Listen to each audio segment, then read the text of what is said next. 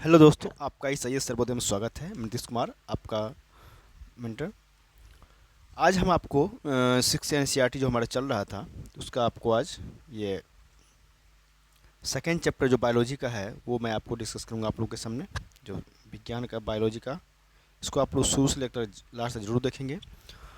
और मैं ये बता दूं कि आपको ये साइंस का जो एनसीईआरटी का जो नोट्स है ये आपको आगामी सीटेट एग्ज़ाम में, अगर आप पेपर 2 हैं उसमें भी आपको ये काम आएगा। बीपीएससी एग्ज़ाम, टीचर वाले जो बीपीएससी सुपर टेट हैं, या जो भी एग्ज़ाम साइंस या दरोगा का वैकेंसी जो आ रही है, सभी एग्ज़ाम के लिए पॉइंट ऑफ देखा जाए तो बहुत ही इंपॉर्टेंट होगा। आर्ट के लिए बहुत ही इंपॉर्टेंट नोट्स होगा और सेशन भी होगा आपको। तो कृपया आप लोगों से गुजारिश रहेगा कि आप लोग इसको शेयर, चैनल को शेयर और सब्सक्राइब जरूर करेंगे, और जितना हो सके इसको आप शेयर करने का जरूर प्रयास करेंगे। आप चैनल को सब्सक्राइब करते हैं तो हमें एक मोटिवेशन प्राप्त होती है और आने वाली जो नोटिफिकेशन वो आपको आसानी से प्राप्त हो जाती है। इसलिए इस वीडियो को शुरू से लास्ट तक जरूर देखेंगे। और ये बेहतरीन एक नोट्स दिया गया है, आपके नोट्स पीडीएफ परचेज भी कर सकते हैं। चलिए चलते हैं हम अपने कार्य की ओर। तो आज का जो टॉपिक है ये सेकेंड चैप्टर से पहले अगर आप नहीं देखें फर्स्ट चैप्टर को, फर्स्ट चैप्टर भी देख सकते हैं। चाहिए ये है हमारा है भोजन के घटक। दूसरा जो चैप्टर है इससे पहला भोजन कहाँ से आता है हो मैंने कर सेशन हो गया था। ये सेकेंड चैप्टर है भोजन के घटक, सिक्स एनसीईआरटी बायोलॉजी का पोर्सन है। ये बायोलॉजी का पोर्सन है। साइंस में आपका 3 पोर्सन आते हैं, फिजिक्स केमिस्ट्री बायो होती है। केमिस्ट्री का ये दूसरा सब्जेक्ट है भोजन।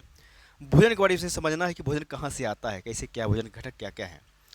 ऐसा कोई भी पदार्थ जो शर्करा मतलब कार्बोहाइड्रेट, वसा और जल अथवा प्रोटीन से बना हो और जीव जगत द्वारा ग्रहण किया जा सके उसे भोजन क्या कहते हैं, उसको भोजन कहते हैं। जीव न केवल जीवित रहने के लिए बल्कि स्वस्थ और सक्रिय जीवन बिताने के लिए भोजन करते हैं। क्या करने के लिए? जीव जो होता है न केवल जीवित रहने के लिए बल्कि क्या होता है, स्वस्थ और सक्रिय जीवन बिताने के लिए भी भोजन करते हैं। इस बात को समझना जरूरी है। भोजन क्यों आवश्यक है, यहाँ फिर बोला जा रहा है कि आपको भोजन क्यों आवश्यक है। तो सभी जीव अर्थात पेड़ पौधे अर्थात तथा जानवर को भोजन की आवश्यकता होता है। मतलब सभी जीव जो है, सजीव जो हैं, सभी सजीव पेड़ पौधे और जानवर को भोजन की आवश्यकता पड़ती है, क्योंकि बिना भोजन के कोई भी सजीव नहीं रह सकता है। सभी सभी जीवों को जीवित रहने के लिए आपको या कार्य करने के लिए ऊर्जा की जरूरत पड़ता है, और इस ऊर्जा को कहाँ से प्राप्त करता है, यही भोजन से ही प्राप्त करते हैं। ऊर्जा के अलावा भी कई अन्य पदार्थ हमें देता है जो हमें विभिन्न प्रकार की बीमारियों से बचाता है तथा हमारे शरीर को विकसित होने, डेवलपमेंट होने में ये सहायक होता है। भोजन के घटक में अगर हम बात करेंगे तो भोजन में पाए जाने वाले पोषक तत्वों को भोजन के घटक कहते हैं। मतलब क्या? भोजन में जो पाए जाने वाले पोषक तत्व है उसको भोजन के घटक कहते हैं। विभिन्न खाद्य पदार्थों में विभिन्न तरह के पोषक तत्व पाए जाते हैं। आगे बात करेंगे। चाहिए अगर देखा जाए भोजन के घटक मुख्यतः 5 प्रकार का होता है। कौन कौन घटक है भोजन के? जो 5 प्रकार हैं कौन कौन है? तो आपका कार्बोहाइड्रेट, वसा, प्रोटीन, विटामिन और खनिज, ये सभी जो है आपका क्या है, ये घटक है भोजन। इसके अतिरिक्त हमारे भोजन में रुक्षांश और जल भी शामिल है, जिनकी हमारे शरीर में उसको आवश्यकता होती है। खाद्य पदार्थ की ओर जाएंगे। अब भोजन के खाद्य पदार्थ की ओर जाएंगे तो क्या है कि खाद्य पदार्थ 2 तरह का होता है। एक होता है एक मनुष्य के लिए और दूसरा जानवर के लिए। मतलब खाद्य जो पदार्थ है वो 2 तरह का होता है। एक होता है जानवर के लिए अलग और मनुष्य के लिए अलग होता है। जो पदार्थ कुदरत ने मनुष्य के लिए बनाया और मनुष्य शरीर को हजम कर जाता है, जिसमें सारे खनिज मिलते हैं, वह खाद्य पदार्थ। प्रत्येक व्यंजन एक या एक से अधिक प्रकार की कच्ची सामग्री से बना होता है जो हमें पादपों और जंतुओं से मिलते हैं। पोषक तत्व वैसे तत्व जो पोषण देते हैं पोषक तत्व कहलाते हैं। क्या मतलब? वैसे तत्व जो पोषण देते हैं वो क्या कहलाते हैं? पोषक तत्व कहलाते हैं। ठीक है। वे तत्व जो हमें बुद्धि और कार्य करने के लिए ऊर्जा देते हैं। मतलब वे कहा जा रहा है वे तत्व जो हमें वृद्धि और कार्य करने के लिए ऊर्जा, एनर्जी प्रदान करता है, उसमें सभी पोषक तत्वों की सही मात्रा, अनुपात और संतुलन में होना जरूर है, मतलब आवश्यक होता है। ये विभिन्न प्रकार के 50 पोषक तत्व हैं जो शरीर के स्वास्थ्य को सुरक्षित रखते हैं। और है क्या इसमें कि ग्रहण किए जाने वाले विभिन्न प्रकार के भोज्य पदार्थ जैसे अनाज, दालें, सब्जियां, फल, फूल आदि, फूल, दूध, मांस, मछली, अंडे और खाद्य तेल में पोषक तत्व प्राप्त होते हैं। उन्हें क्या कहते हैं? पोषक तत्व कहते हैं, वह पोषक कहते हैं। ठीक है, आगे चल रहे हैं दोस्तों। देखिए आगे क्या है हमारा, कार्बोहाइड्रेट, प्रोटीन, वसा, विटामिन और खनिज लवणों का पोषक तत्व कहते हैं। पोषक तत्व किसको पूछा जाए, पोषक तत्व किसे कहते हैं? तो कार्बोहाइड्रेट, प्रोटीन, वसा, विटामिन तथा खनिज लवणों को पोषक तत्व कहते हैं। इन खाद्य पदार्थों में अलग अलग कई पोषक तत्व विद्यमान होते हैं। इन पोषक तत्वों को मुख्य रूप से 6 समूह में व्यक्त किया गया है: कार्बोहाइड्रेट, प्रोटीन, वसा, खनिज लवण और विटामिन, जल। अब आप समझेंगे कि क्या कहते हैं आपका कार्बोहाइड्रेट होता क्या है। तो भोजन में जो कार्बोहाइड्रेट होते हैं, मोनोसैकेराइड और डाइसैकेराइड और पॉलीसैकेराइड, के रूप में पाया जाता है। मोनोसैकेराइड शर्करा का सरलतम रूप है जो हमारे द्वारा ग्रहण किए भोजन में ग्लूकोज, फ्रक्टोज और गैलेक्टोज के रूप में उपस्थित होता है। डाइसैकेराइड सुक्रोज जो है, माल्टोज और लैक्टोज तथा पॉलीसैकेराइड स्टार्च, डेस्ट्रिन, सेलुलोज के रूप में उपस्थित होता है। कार्बोहाइड्रेट जो है, कहा जा रहा है कि कार्बोहाइड्रेट आहार में ऊर्जा प्रदान करने के लिए वाले तत्वों में प्रमुख है।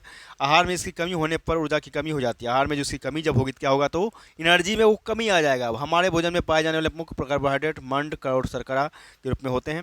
कार्बोहाइड्रेट मुख्य रूप से हमारे शरीर को ऊर्जा प्रदान करते हैं। क्या करते हैं, ये ऊर्जा प्रदान करते हैं। कार्बोहाइड्रेट मुख्य रूप से चावल, आलू, फल और कंद वाले भोजन पदार्थों में पाए जाते हैं। अतः यह ऊर्जा जो है प्राप्ति का सबसे सस्ता साधन है। कैसा है, सबसे सस्ता साधन है। निम्न आय वर्ग के आहार की जो 80% ऊर्जा जो है सो की आवश्यकता इसी से पूर्ण होता है। आयु बढ़ने के साथ साथ इसके द्वारा पूर्ण किए जाने वाले ऊर्जा के प्रतिशत में भी कमी आता है। कार्बोहाइड्रेट के स्रोत जो है चावल, गेहूं, आलू, शकरकंदी, मक्का और पपीता आदि होता है। अब बात करेंगे हम लोग किसका, प्रोटीन का। प्रोटीन क्या होगा, प्रोटीन के बारे में। तो प्रोटीन जो क्या होता है, तो प्रोटीन हमारे शरीर को प्रोटीन की आवश्यकता है मांसपेशियों के निर्माण और निष्क्रिय कोशिका और ऊतकों के पूरे निर्माण के लिए क्या किया जाता है।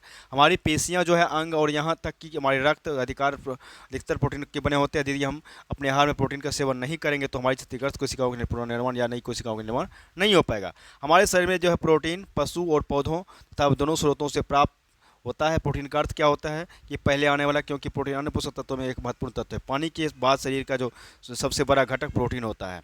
जैविक क्रियाओं में प्रोटीन की प्रमुख भूमिका होती है। बाल आयु वर्ग को दैनिक औसतन 60 ग्राम प्रोटीन की आवश्यकता होती है।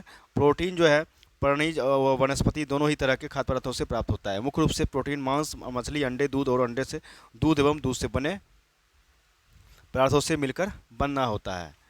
आगे बात करें तो मध्यम मात्रा में सूखे मटर, अनाज, दालें और सब्जियों में मिलता है। बैंगनी खाद्य पदार्थों में प्रोटीन की उपस्थिति को दर्शाता है। प्रोटीन की आवश्यकता शरीर की वृद्धि तथा स्वस्थ रहने के लिए होता है। मतलब प्रोटीन को जब आवश्यकता होता है किस लिए होता है, तो शरीर की वृद्धि और स्वस्थ रहने के लिए होता है। आगे बात करेंगे कहा जा रहा है प्रोटीन की मात्रा। तो प्रोटीन की जो मात्रा के बारे में बात करेंगे तो नेशनल इंस्टीट्यूट ऑफ न्यूट्रिशन के मुताबिक यहाँ एक वयस्क पुरुष को प्रतिदिन 50 ग्राम प्रोटीन की आवश्यकता होती है। वहीं एक महिला को 46 ग्राम प्रोटीन की आवश्यकता होता है। एक गर्भवती महिला और स्तनपान करा रही महिला को प्रोटीन इंटेक ज़्यादा होना चाहिए। उन्हें प्रतिदिन 72 ग्राम प्रोटीन की आवश्यकता होती है। प्रतिदिन कितना, तो 72 ग्राम प्रोटीन की आवश्यकता होता है। यह सच है कि प्रोटीन सेहत के लिए बहुत फायदेमंद है, लेकिन इसका मतलब यह नहीं कि आप बॉडी बनाने के लिए दिन भर प्रोटीन ही खाते रहें। आजकल बाजार में protein shake, protein bar, protein supplement आदि चीज़ें मिलने लगी है। लेकिन इनकी वजह प्राकृतिक चीज़ों को प्रोटीन हासिल करना फायदेमंद होता है। राष्ट्रीय पोषण संस्थान जो है के अनुसार सामान्य रूप से भारतीय लोगों के प्रति किलो वजन के हिसाब से एक प्रोटीन का सेवन करना चाहिए। ऐसे समझें कि अगर किसी पुरुष का वजन 60 किलोग्राम है तो उसे एक दिन में 60 ग्राम प्रोटीन, या अगर किसी महिला का वजन 45 किलोग्राम है तो उसे एक दिन में 45 ग्राम प्रोटीन का सेवन करना चाहिए। हालांकि नवजात शिशुओं, युवाओं और गर्भवती महिलाओं को रोजाना के लिए जरूरी प्रोटीन की मात्रा बदल भी सकती है। जैसे कि बच्चों और गर्भवती महिलाओं को थोड़ी मात्रा में प्रोटीन चाहिए होता है। इसलिए राष्ट्रीय पोषण संस्थान ने उम्र और लिंग के आधार पर ही प्रोटीन की रोजाना की जरूरत निर्धारित किया है। ये इस बारे में जानते हैं। अब नवजात शिशु और बच्चे के बारे में बोला जा रहा है।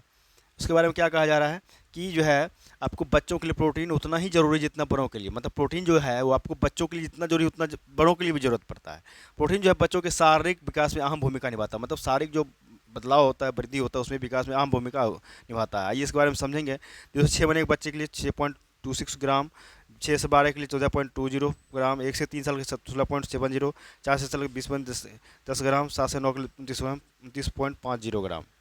आगे किशोरावस्था में जो लड़के जो हैं आकर किशोरावस्था में लड़के और लड़कियां दोनों के लिए ही प्रोटीन की जरूरत बढ़ जाती है। उन्हें प्रति नीचे बताया गया तब जैसे ही किशोरावस्था जैसे एज बढ़ता है तो उसमें क्या होता है, लड़के और लड़कियों में आपको प्रोटीन का जो जरूरत है, जो इतना होना चाहिए वो उससे ज़्यादा जरूरत पड़ता है उसको। अगर यहाँ पे दिया उसका तालिका देखेंगे तो 10 से 12 साल के लिए 39.90 ग्राम, 10 से 12 साल के लिए 40.40 ग्राम, 13 से 15 साल के लिए 54.30 ग्राम, और 13 से 15 साल के लिए 51.90 ग्राम, और 16 से 18 के लिए 61.50 ग्राम, और ये 16 से 18 के लिए 50 महिलाओं के लिए इतना है। चलिए वयस्क जो है, अगर बात करेंगे वयस्क के बारे में, तो वयस्क जो है आपको आमतौर पर वयस्कों में प्रोटीन की रोजाना की मात्रा उनकी जीवन शैली के अनुसार निर्धारित किया गया है। पुरुष 18 साल से अधिक 60 ग्राम, महिला 18 साल से अधिक 55 ग्राम इतना प्रोटीन की जरूरत पड़ती है। गर्भावस्था, अब जो महिलाएं जो गर्भावस्था पीरियड में है उसको कितना, तो गर्भावस्था और स्तनपान के दौरान जो है महिलाओं को प्रोटीन का सेवन नीचे गई तालिका, उसके लिए नीचे जो तालिका दिया है उसके बारे में हम लोग समझेंगे। गर्भावस्था के लिए महिलाओं को 78 ग्राम और स्तनपान के लिए जो 6 महीने के लिए 74 ग्राम और स्तनपान 6 से 12 महीने के लिए 68 ग्राम। प्रोटीन के स्रोत कौन सा है? पादप से चना, मटर, राजमा, मूंग, सोयाबीन, जंतु से मांस, मछली, अंडी, पनीर, ये सब जो अंडे अंडे अंडे मछली, दूध, ये सब जो है आपका प्रोटीन के स्रोत हैं। प्रोटीन जो है आपका, अब देखा जाए शाकाहारी और मांसाहारी स्रोत। प्रोटीन का शाकाहारी स्रोत क्या मतलब शाकाहारी कौन कौन सा होगा? तो शाकाहारी में देखिएगा, अगर बात की सोयाबीन, देखिए क्या है, सोयाबीन जो है, सोयाबीन के प्रोटीन सबसे अच्छा स्रोत माना जाता है। प्रोटीन सोयाबीन में जो प्रोटीन है का मात्रा जो है सबसे अधिक माना जाता है। राष्ट्रीय जो पोषण संस्थान है उसके अनुसार अगर ये बात किया जाए तो 100 ग्राम सोयाबीन में कितना, 100 ग्राम सोयाबीन में लगभग अगर देखा जाए तो 36.9 ग्राम प्रोटीन पाया जाता है।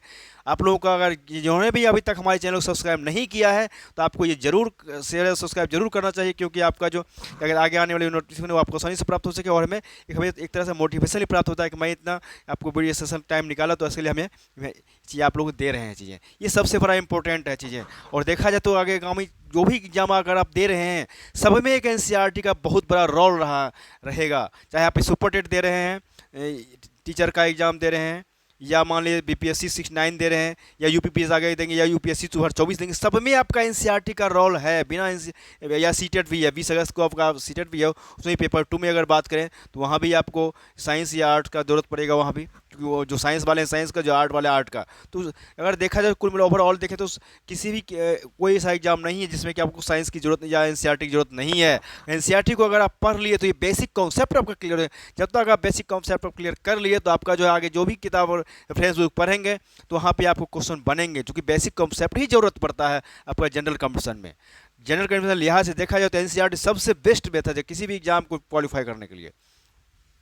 इसलिए आपको ये बहुत ही बेहतर कंटेंट है यहाँ पे आप, और आपको सेशन को भी इसको जितना हो सके आप लाइक से जरूर करने का प्रयास करेंगे, और जितना हो सके आप इसको जितने भी अगर जो पीछे का सेशन नहीं देखें बैक का उसको आप देख सकते हैं। बायोलॉजी का ये सेकेंड सेशन होगा, इससे पहले 5 से 6 सेशन आपका हिस्ट्री का हो चुका है, 6 का इसे उसको भी जरूर देखें चीज़ें।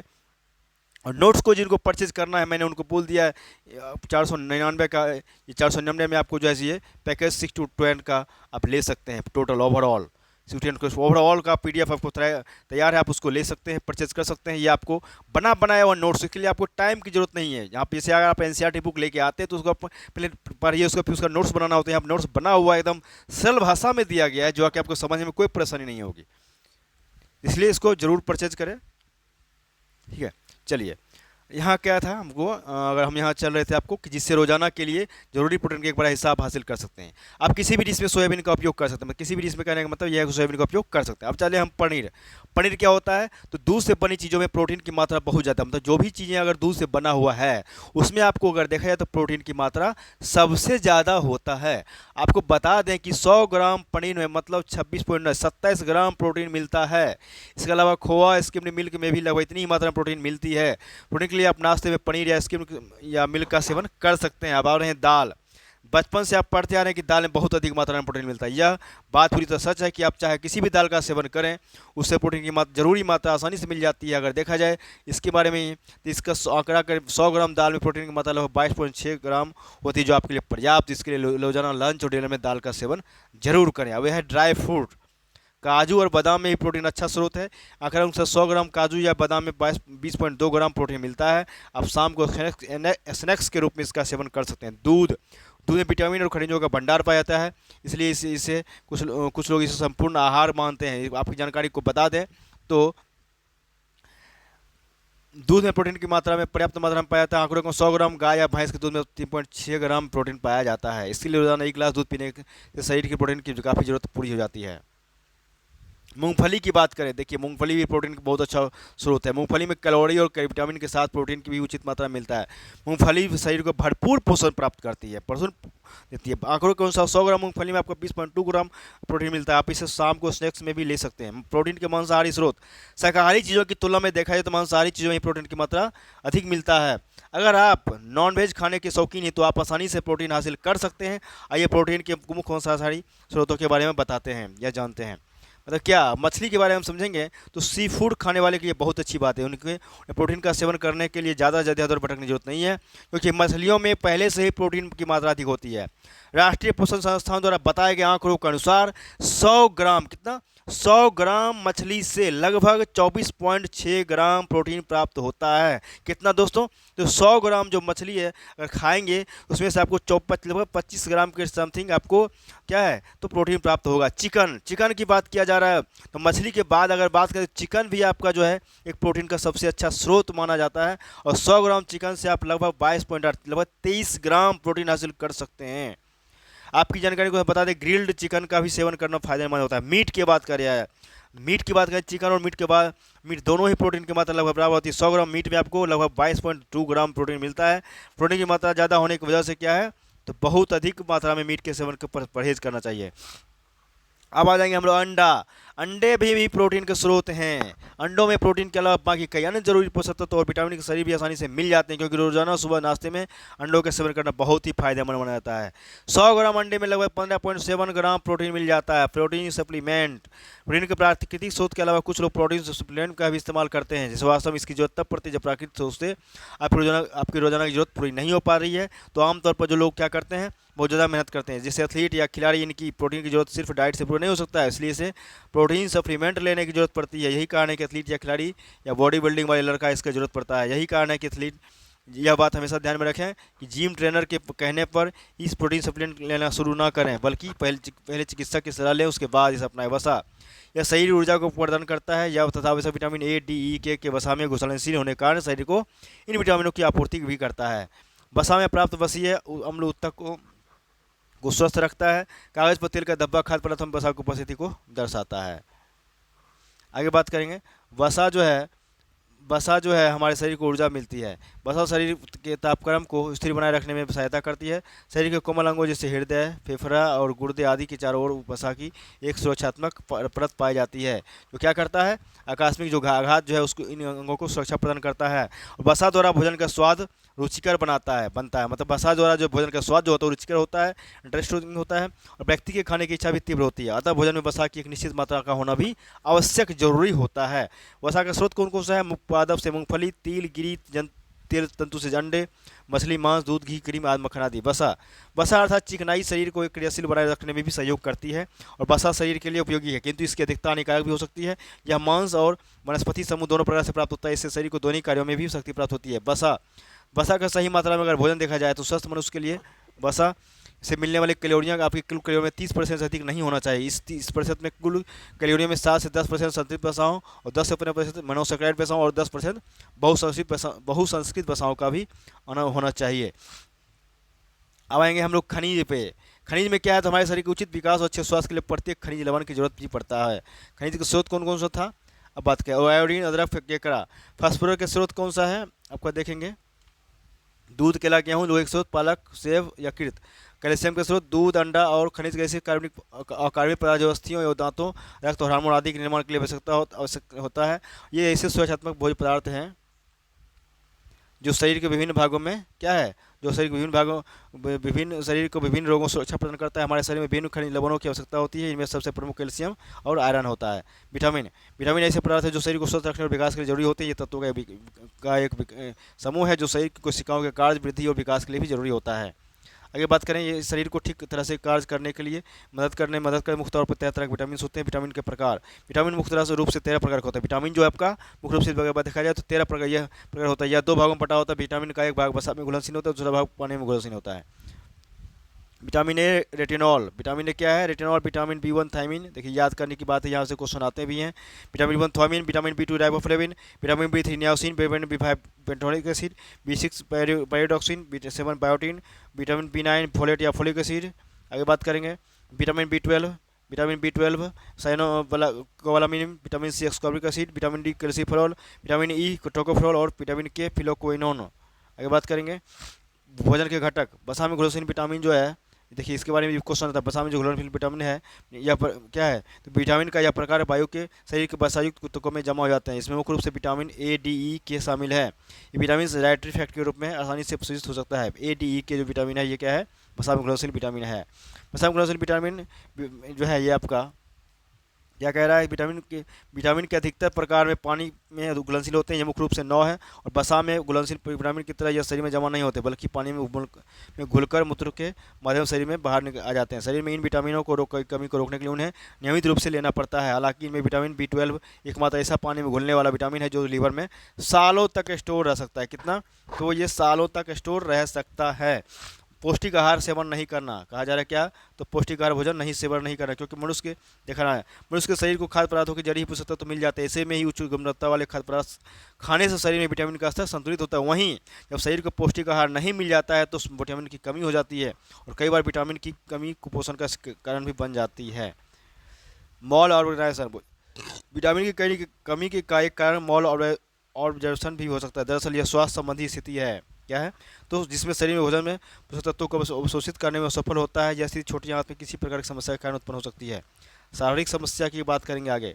किसी भी तरह की गंभीर समस्या जो है, किसी भी तरह की गंभीर समस्या या बीमारी के कारण भी विटामिन की कमी हो सकती है। दरअसल सीलियक रोग, ग्लूटेन संवेदी यंत्र रोग, क्रोहन रोग, पाचन तंत्र से जुड़ी समस्या, संक्रमण, लीवर संबंधी बीमारियों के कारण भी विटामिन की कमी के कारण समस्या हो सकती है। स्वास्थ्य संबंधी समस्या के कारण शरीर जरूरी पोषक तत्वों या विटामिन को अवशोषित नहीं कर पाता है, जो विटामिन की कमी के कारण बन सकता है। सूरज की रोशनी का कम मिलना, मतलब सूरज की रोशनी विटामिन डी का सबसे अच्छा स्रोत है। और क्या है? तो NVCI की वेबसाइट प्रकाशित रिपोर्ट के अनुसार दुनिया भर में विटामिन डी की कमी लगभग 50% जनसंख्या में देखी जा सकती है। इसका कारण क्या है? तो इसका मुख्य कारण जीवन शैली से जुड़ा होता है। दरअसल बाहरी गतिविधियों को कम करने या खराब पर्यावरण सूरज के प्रकाश संक्रमण को कम करता है। वजह से शरीर की रोशनी को, सूरज की रोशनी को मिल सकती है, और यह विटामिन डी की कमी के कारण बन सकता है। विटामिन की कमी एक कारण व्यक्ति की उम्र की विटामिन की कमी का कारण व्यक्ति की उम्र भी हो सकता है। बता दें कि गर्भवती, उस स्तनपान करने वाली महिलाओं और युवा बच्चों में विटामिन की कमी होने पर जोखिम सबसे अधिक हो सकता है। जल, अब जल की क्या है? तो जल या पानी एक क्या है? तो एक रासायनिक पदार्थ है जिसका अणु 2 हाइड्रोजन परमाणु और एक ऑक्सीजन परमाणु से बना है, H2O। यह सारे प्राणियों के जीवन का आधार है। आमतौर पर जल शब्द का प्रयोग द्रव अवस्था के लिए उपयोग में लाया जाता है, पर यह ठोस अवस्था, बर्फ और गैसीय अवस्था में भी पाया जाता है। पानी जल आत्मीय समूहों पर तरल क्रिस्टल के रूप में भी पाया जाता है। पृथ्वी का लगभग 71% सतह को 1.460 टन और 10 से किलोग्राम जल से आच्छादित हुआ है, जो अधिकतर महासागर और अन्य बड़े जल निकायों का हिस्सा होता है। इसके अतिरिक्त 1.6 भूमिगत जल जो एक्वायर और 0.01% जलवाष्प और बादल के रूप में पाया जाता है। खारे जल के महासागरों में पृथ्वी का कुल 97% हिमनदों और ध्रुवीय बर्फ चोटियों में 2.4% वर्ण स्रोतों जैसे नदियों और तालाबों में 0.6% जल पाया जाता है। आगे बात करेंगे इसमें क्या है?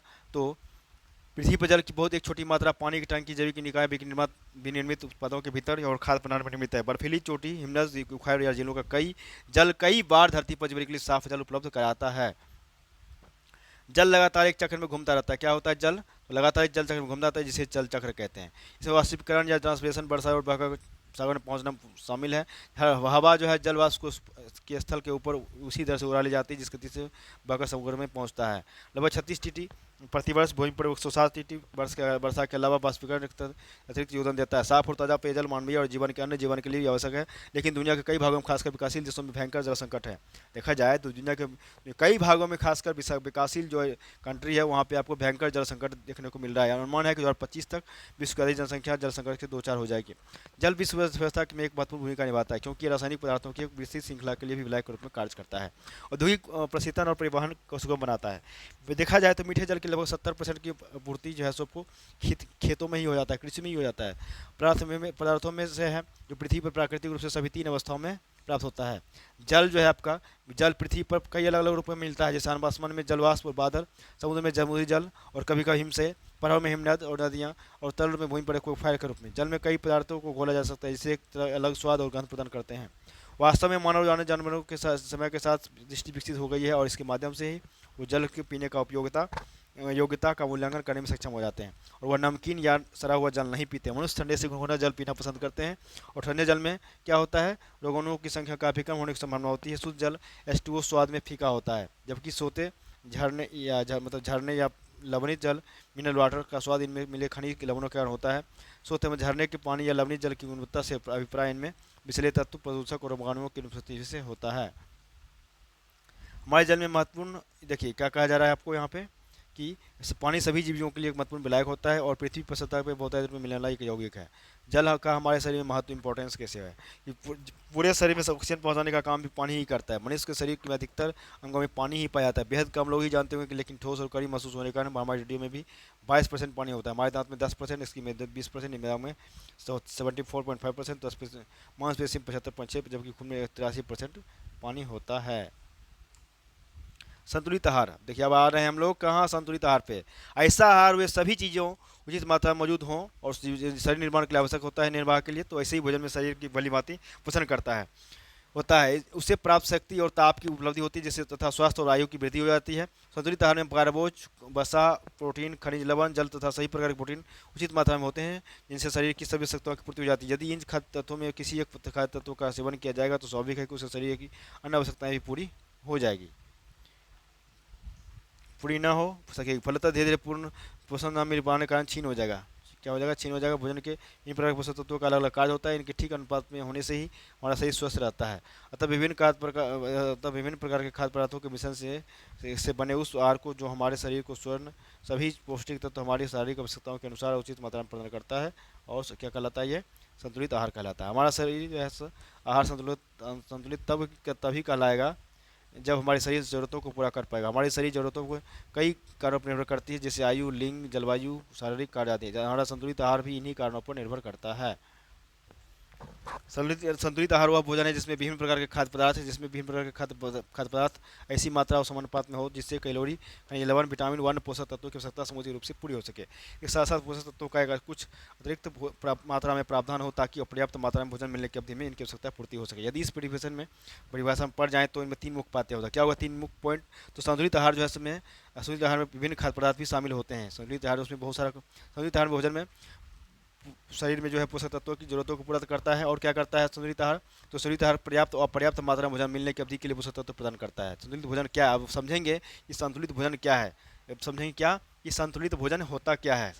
क्या तो संतुलित भोजन क्या है? तो साधारणतः अगर देखा जाए तो एक मनुष्य जो है प्रतिदिन कौन कौन सी वस्तु कितनी कितनी मात्रा में खाए जिससे उसकी शारीरिक आवश्यकताएं पूरी हो जाए और वह रोगों से बचा रहकर उत्तम स्वास्थ्य और लंबी आयु प्राप्त करे। रक्त में अच्छा रक्त और अम्लत्व की उपस्थिति की दृष्टि से संतुलित भोजन मोटे हिसाब से अगर देखा जाए तो मोटे हिसाब से संतुलित भोजन है। ठीक है, मोटे हिसाब से देखा जाए तो ये संतुलित भोजन है। ठीक है, आगे चलेंगे हम। आगे हमारा है सबसे सस्ता संतुलित भोजन। देखा जा रहा है सबसे सस्ता संतुलित भोजन, एक परिश्रमी का संतुलित भोजन, एक प्रौढ़ व्यक्ति के लिए संतुलित भोजन, और संतुलित आहार की परिभाषा। अब कह रहा है संतुलित आहार की आप परिभाषा की अपन लोग आए, डिफिनेशन क्या होगा? अगर देखा जाए संतुलित आहार उसे कहते हैं इसमें सभी भोज्यावश्यक आवश्यक मात्रा में उपस्थित हो ताकि उसे उपयुक्त मात्रा में शक्ति प्राप्त करने होने के साथ शरीर की वृद्धि रख रखाव संबंधी सभी पोषक तत्व प्राप्त हो और आहार अनावश्यक रूप से मात्रा अधिक छीन भी ना हो। आगे है अब आपको संतुलित आहार के प्रमुख घटक। संतुलित आहार के प्रमुख घटक के बारे में बात करेंगे। संतुलित आहार के प्रमुख घटकों का वर्णन निम्न है। जल जीवन के लिए जल अति आवश्यक। जीवों के शरीर में जल की मात्रा 50% से 50% तक हो सकती है। मनुष्य के शरीर का 70% भार जल के कारण है। जल में मुख्य कार्य है संरचना, जीव द्रव्य का मुख्य अवयव है। पदार्थों का जो परिवहन है, पसीने इत्यादि द्वारा शरीर के तापमान को कम करना। मूत्र द्वारा अवशिष्ट पदार्थों का उत्सर्जन स्थिति बनाए रखना। खनिज लवण क्या होता है वह समझेंगे। तो यह शरीर में कार्बनिक और अकार्बनिक यौगिकों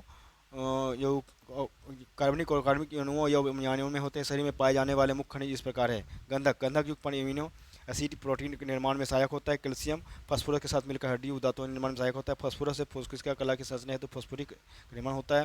सोडियम तथा पोटेशियम कोशिका के अंदर तरल की मात्रा को नियंत्रित करना होता है। क्लोरीन पाचन रस में हाइड्रोक्लोरिक अम्ल का मुख्य अवयव होता है। लौह जो है ऑक्सीजन संवहन हीमोग्लोबिन का प्रमुख भाग होता है। आयोडीन थायरोक्सिन हार्मोन का प्रमुख अवयव अपचय पर निर्मित नियंत्रण। मैग्नीज वसीय अम्लों का ऑक्सीकरण। मोलिब्डेनम का नाइट्रोजन स्थिरीकरण में सहायक होता है। कार्बोहाइड्रेट की बात कर रहे हैं। रासायनिक रूप से ये जल स्रोत कार्बनिक यौगिक या पॉलीहाइड्रोक्सिल्डिहाइड वो कीटोन्स होते हैं। कार्बोहाइड्रेट का शर्करा वाले यौगिक भी कहा जाता है। विभिन्न में यह घुलनशील शर्कराओं तथा अघुलनशील मंड के रूप में होते हैं। अधिकांश कार्बोहाइड्रेट शरीर में ऊर्जा उत्पादन के काम आते हैं। कार्बोहाइड्रेट के कार्य या जीवों में मुख्य ऊर्जा के स्रोत होता है। श्वसन के समय ग्लूकोज के टूटने में से ऊर्जा उत्पन्न होता है। अनेक जंतुओं में रुधिर में ग्लूकोज की ही रुधिर शर्करा के रूप में होती है। कोशिकाएं इसे ऑक्सीजन की ऊर्जा प्राप्त कर सकती है। स्तन ग्रंथि में ग्लूकोज तथा गैलेक्टोज दूध की लैक्टोज शर्करा बनाते हैं। मांड व ग्लाइकोजन के रूप में कार्बोहाइड्रेट का शरीर संग्रह किया जाता है। इसे संचित ईंधन कहते हैं। वसा कार्बन, हाइड्रोजन और ऑक्सीजन के यौगिक हैं, किंतु इनमें ऑक्सीजन परमाणुओं की संख्या कार्बोहाइड्रेट की अपेक्षा कम होता है। रासायनिक रूप से ये वसा अम्ल तथा ग्लिसरॉल के एस्टर है। वसा के शरीर की ऊर्जा प्रदान करते हुए वजन का महत्वपूर्ण घटक है। ये जीवधारियों में संचित ऊर्जा के स्रोत के रूप में त्वचा के नीचे एडिपोज उत्तक की कोशिकाओं में संचित रहते हैं। यहाँ पर रहकर ये ताप अवरोधक का कार्य करते हैं और ठंड से बचाते हैं। विटामिन ए डी तथा ई के लिए विधायक का कार्य करते हैं। प्रोटीन क्या होता है? तो प्रोटीन के बारे में हम समझेंगे तो प्रोटीन अधिक आणविक भार वाले अत्यधिक जटिल रासायनिक यौगिक होता है। ये जीवधारियों में से उनके शरीर में घटक के रूप में पाए जाते हैं। ये कोशिकाओं के घटकों का संरचनात्मक ढांचा बनाता है और तथा जीव द्रव्य में प्रचुर मात्रा में पाए जाने वाले ठोस पदार्थ। ये शरीर का 14% प्रोटीन होता है। ये शरीर का 14% प्रोटीन का कार्य क्या होता है? देखिए, प्रोटीन के कार्य के बारे में समझेंगे तो क्या है, तो आपको देखा जाए आपका शरीर का प्रोटीन के कार्य में प्रोटीन क्या है, तो प्रोटीन के बारे में देखेंगे तो प्रोटीन अधिक आणविक भार वाले अधिक जटिल रासायनिक यौगिक है। ये जीवधारियों में उनके शरीर में घटक के रूप पाई जाती है। कोशिकाओं के घटकों का संरचनात्मक ढांचा बनाते हैं तथा जीव द्रव्य में प्रचुर मात्रा में पाए जाने वाले ठोस पदार्थ भी है। ये शरीर का 14% प्रोटीन होता है। और प्रोटीन के कार्य क्या होगा? तो एंजाइम के रूप में, हार्मोन्स के रूप में। ये इम्यूनोग्लोबुलिन्स होते हैं। ये बाह्य पदार्थ के रूप के प्रभाव को समाप्त करते हैं। रुधिर में पाए जाने वाले थ्रोम्बिन और तथा लाइब्रोजोनिजिन प्रोटीन चोट लगने पर रुधिर का थक्का बनने में सहायक होता है। परिवहन, कुछ प्रोटीन कुछ विशेष प्रकार के अणुओं से जुड़कर रुधिर द्वारा उनके परिवहन में सहायक होता है। उदाहरण के लिए हीमोग्लोबिन फेफड़ों से ऑक्सीजन लेकर ऊतकों को पहुंचाता है। संतुलित आहार कैसा हो उसके बारे में है ये क्वेश्चन कि संतुलित आहार में आपका व्यक्तिगत आवश्यकताओं के अनुसार पोषक तत्वों की मात्रा भी शामिल होनी चाहिए। उसमें सही पोषक तत्वों को स्थान मिलना चाहिए। संतुलित आहार ऐसा होना चाहिए जिससे पोषक तत्व तथा साथ हो, जैसे प्रोटीन और कार्बोहाइड्रेट। उसी आहार में सभी पोषक तत्व उचित अनुपात में होना चाहिए। आहार उचित मात्रा में ऊर्जा प्रदान करने वाला होना चाहिए। शरीर में एकत्रित होने वाले पोषक तत्वों की मात्रा आहार में अधिक होनी चाहिए। संतुलित आहार में सभी भोज्य समूहों में भोज्य पदार्थ शामिल होना चाहिए। आहार आकर्षक, सुगंधित और स्वादिष्ट और रुचिकर होना चाहिए। संतुलित आहार का महत्व। संतुलित आहार के बारे में जानना। संतुलित आहार के बारे में जानना और स्वस्थ रहने के लिए संतुलित आहार लेना कितना आवश्यक और महत्वपूर्ण है। संतुलित आहार के महत्व को आप निम्न बिंदुओं के माध्यम से समझ सकते हैं। शरीर को पोषक तत्व प्राप्त करना। संतुलित आहार के कारण ही शरीर को क्या है? सही पोषक तत्व जैसे कि कार्बोहाइड्रेट, वसा, प्रोटीन, विटामिन, खनिज लवण तथा जल पर्याप्त में समुचित मात्रा में प्राप्त होते हैं। अपर्याप्त मात्रा में भोजन मिलने की अवधि में शरीर के अतिरिक्त पोषक तत्व प्रदान करना। संतुलित आहार में पोषक तत्व अतिरिक्त मात्रा में उपलब्ध रहते हैं। कुछ ऐसा इसलिए ताकि जब कभी भोजन पर्याप्त मात्रा में प्राप्त ना हो सके तो शरीर को इससे किसी प्रकार की क्षति जो है ना हो, उसे पर्याप्त मात्रा में ऊर्जा मिलता रहे। अगर आगे है शरीर निर्माण में बुद्धि हेतु आवश्यक क्या होता है, अगर देखेंगे इसके बारे में तो कहा जाए शरीर संबंधन की दृष्टि से अगर देखा जाए संतुलित आहार का अत्यंत महत्व है, क्योंकि आहार के संतुलित होने पर ही शरीर का ठीक ढंग से निर्माण तथा उम्र के अनुसार सही शारीरिक विकास हो जाता है। शारीरिक क्रियाओं का सुचारू रूप से संसाधन। जिस प्रकार किसी विद्युत उपकरण को चलाने के लिए बिजली की आवश्यकता होता है, उसी प्रकार है शरीर की समस्त गतिविधि ठीक ठाक चलती रहे, इसके लिए क्या करना पड़ता है? तो उसके लिए हमें पर्याप्त मात्रा में ऊर्जा की आवश्यकता होती है, जो संतुलित आहार से प्राप्त हो जाता है। ये चीज़ें हैं। शरीर की सुरक्षा के लिए यदि आहार हमारा संतुलित हो, उससे शरीर की रोग प्रतिरोधक क्षमता का भी विकास होता है तथा रोग से शरीर की सुरक्षा देखिए जिससे संतुलित आहार का विशेष महत्व है। ठीक है, ये हो जाएगा चाहिए। ठीक है, धातु निर्माण हेतु आवश्यक स्वस्थ धातु रस, रक्त, मांस, मेद, अस्थि, मज्जा, शुक्र के पोषक के लिए आहार में भी सभी पोषक तत्वों की समुचित मात्रा में अत्यंत आवश्यक है। शरीर ऊर्जा निर्माण हेतु आवश्यक। सही हमारा जो है सो बलवान या शक्तिशाली तभी बनता है जब आहार संतुलित हो, अतः ऊर्जा के निर्माण की दृष्टि से संतुलित आहार आवश्यक है। समग्र स्वास्थ्य ही दृष्टि की आवश्यक। जैसा कि आप अब तक यह समझ ही चुके हैं कि आहार का संबंध केवल क्या है, हमारे शरीर से नहीं बल्कि हमारे मन और भावना तथा यहाँ तक कि हमारी आत्मा पर प्रभाव डाले बिना नहीं रहता है, क्योंकि आहार का सूक्ष्म प्रभाव भी होता है जो हमें आंतरिक रूप से प्रभावित करता है। अभावजन्य रोग, वे रोग जो लंबी अवधि तक पोषकों के अभाव के कारण होते हैं, उन्हें अभावजन्य रोग कहते हैं। उन्हें क्या कहते हैं? अभावजन्य रोग कहते हैं। यदि कोई व्यक्ति अपने भोजन में पर्याप्त प्रोटीन नहीं ले रहा है तो उसे कुछ रोग हो सकता है, जैसे वृद्धि का अवरुद्ध हो जाएगा, वृद्धि रुक जाएगा, चेहरे पर सूजन आ जाएगा, बालों का रंग उड़ जाएगा, त्वचा की बीमारी और पेचिश की बीमारी, ये सभी हो सकते हैं। अब देखिए यहाँ पे आपका ये क्वेश्चन जो पर सहमत हो गया, आपका क्वेश्चन की बात आ गई कि हमारे भोजन में मुख्य पोषक तत्व क्या नाम बताइए, कार्बोहाइड्रेट, वसा, प्रोटीन, प्रोटीन, खनिज, लिखित, ये सब चीज़ें आपको पढ़ लेंगे चीज़ें, ये सब क्वेश्चन है आपका बताए हैं आपको। देखिए यहाँ पे भोजन का ये फिल्म बैलेंस है, डैश विटामिन के अभाव से होता है, तो क्या होता है, रिकेट होता है, ये आप क्लियर कर लेंगे चीज़ें, ठीक है। तो इसलिए कि मैंने आपको आज का ये पूरा सेक्शन क्लियर करवा दिया बायो का, ये बायो का था आपका 6 का था, ये सब कैसा और सेकेंड चैप्टर था ये। इस वीडियो को आप लोग शुरू से लास्ट तक जरूर देखेंगे, इसमें आप बहुत सारी चीज़ें पॉइंट्स बताए गए हैं जो एक समझने लायक भी है, और आपके किसी भी एग्जाम में अगर जनरल कंडीशन आप दे रहे हैं, सारे एग्जाम के पॉइंट ऑफ व्यू से बहुत बहुत ही इंपॉर्टेंट सेशन था, और आगे भी हमारे लिए जो रहेगा, तो इसके लिए आपको आगे का जो नोटिफिकेशन प्राप्त करने के लिए आपको इस वीडियो को शेयर और सब्सक्राइब जरूर करना चाहिए, जितना भी हो सके आप सब्सक्राइब जरूर करें, और इसको जितना भी हो आपको शेयर जरूर करें, जो भी अगर में तैयारी करना चाह रहे हैं उनके लिए बहुत ही बेस्ट ऑप्शन रहेगा ये। चलिए तब तक के लिए फिर नेक्स्ट सेशन में मिलते हैं, तब तक के लिए बहुत बहुत धन्यवाद।